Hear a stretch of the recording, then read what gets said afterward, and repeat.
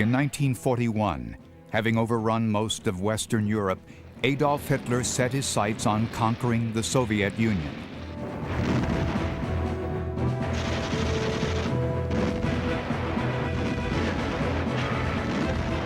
But Hitler's arrogance and foolish strategy would lock him into a battle he could not win. The Battle of Stalingrad.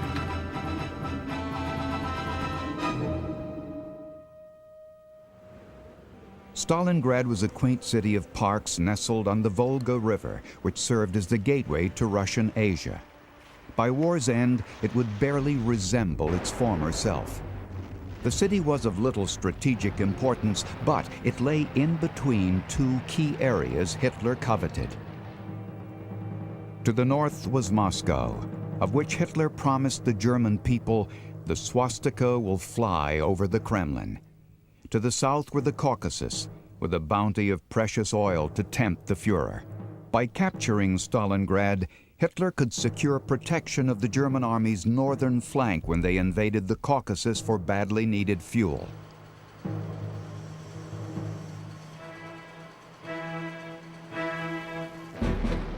In June of 1942, the German army advanced across a huge expanse of Mother Russia towards its target, Stalingrad.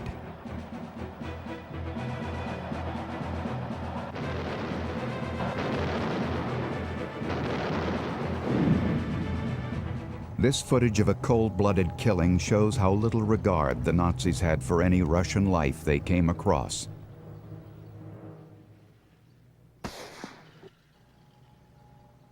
The German offensive, named Code Blue, sliced ruthlessly through the countryside with little resistance. But where were the Russians? Hitler believed the Red Army was on its last legs. The reality was the Russians were learning to fight a modern war by not defending hopelessly exposed positions. Instead, they fell back to regroup as the puzzled German army closed in on stragglers. To Hitler, the conquest of Stalingrad looked like the fall of Poland, Norway, and France. He instructed his troops to show no mercy.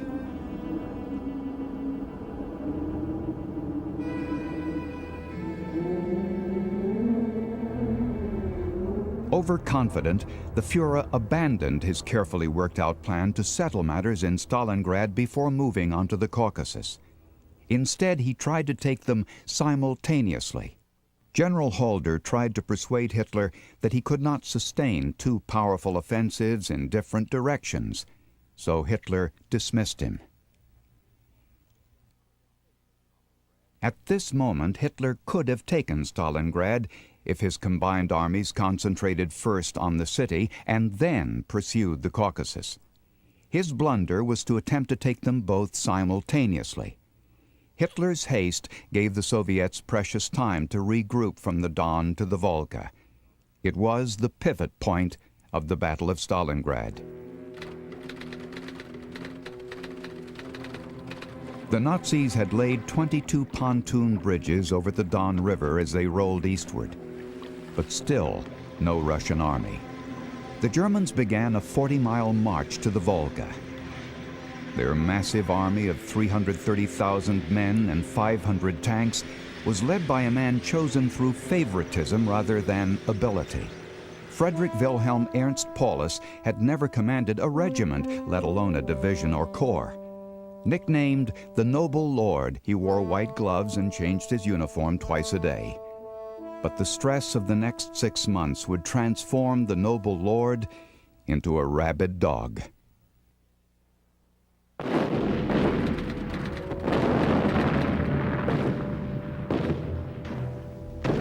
Hitler ordered Paulus to capture Stalingrad within 2 days.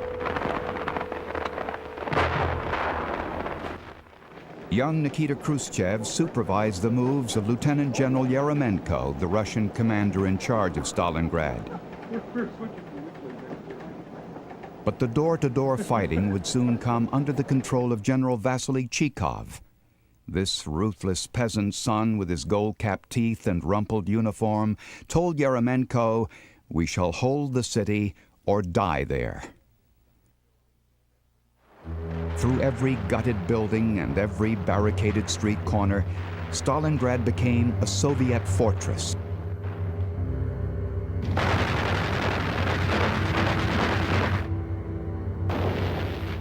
Often the front line was no more than a wall or floor separating different levels of a building.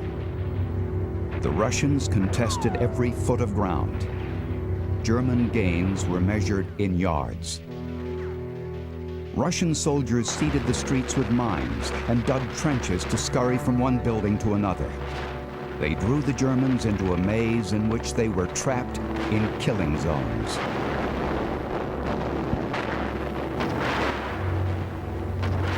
The Germans had a name for this type of street fighting: Rattenkrieg, the War of the Rats.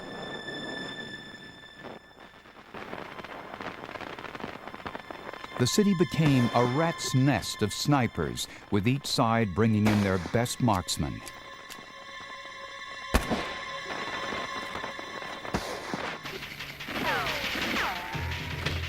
When Paulus committed his last reinforcements, the Germans controlled almost 90% of the city. Hitler confidently announced on German radio that Stalingrad had been captured. And almost at that very moment, the Russian winter began to bite. The temperature quickly dropped to 8 below zero. The Germans suffered their first cases of frostbite. And the Russian reinforcements began to stream in. Men who knew how to deal with the Russian winter.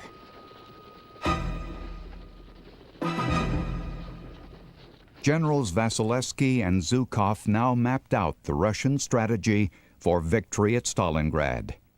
Their plan was to lure Hitler's army in towards the center of Stalingrad. Meanwhile, 1 million fresh Russian troops from outside the city would close the trap, ensnaring the German six in a double-pronged fist of steel.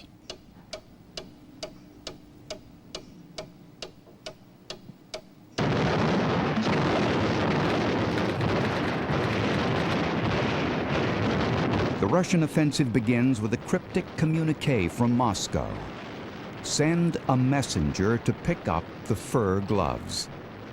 The Russians have waited patiently for the winter cold to ensure firm footing for their tanks.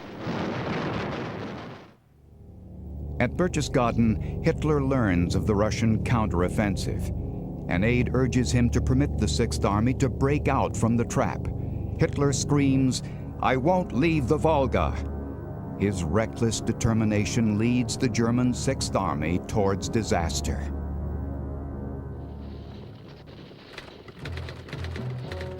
The Soviet forces complete the encirclement. Paulus radios Hitler that his army is completely surrounded.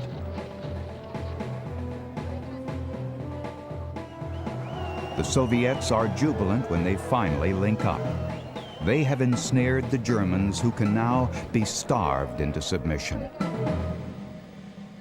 Hermann Göring, who has whiled away the winter in sunny Italy, tells Hitler, "My Führer, I announce that the Luftwaffe will supply the Sixth Army from the air." But to supply Paulus by air during the Russian winter is impossible.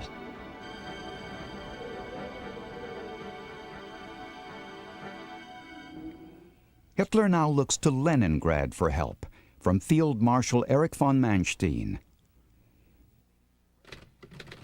Hitler sends Manstein to rescue Paulus's entrapped Sixth Army.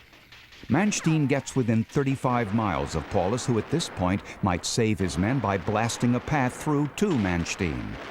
But Paulus stands pat, fearful of defying Hitler's order not to retreat. The time has come for the Russians to eradicate the German Sixth Army. They send Paulus an ultimatum for an honorable surrender. He radios Hitler for permission. Of course, Hitler says no, and the Russians close in.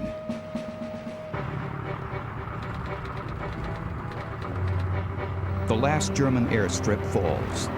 Their planes can no longer land badly needed medicine for the sick and wounded.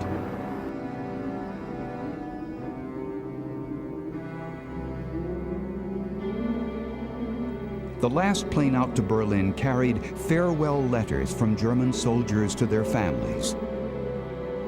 The letters were confiscated in Berlin, and most were burned.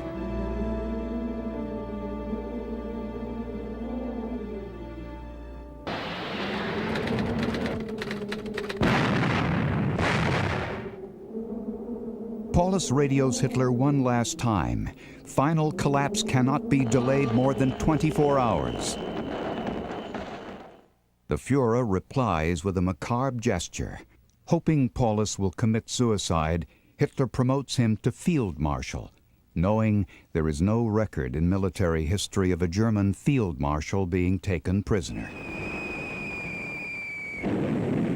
By 7:45 p.m., the Russians are at Field Marshal Paulus's door. He has chosen to live and tries to remain calm. His despair, however, is evident in the nervous tick in his eye.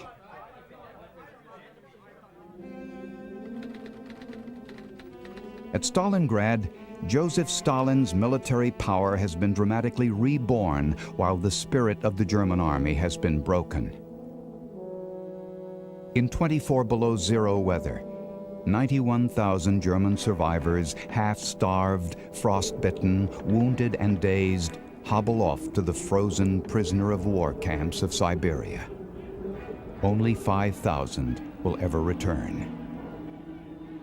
In spite of Hitler's propaganda, the image of the German soldier as invincible has been destroyed. The tide has turned. After Stalingrad, the Germans will be on the defensive for the rest of the war.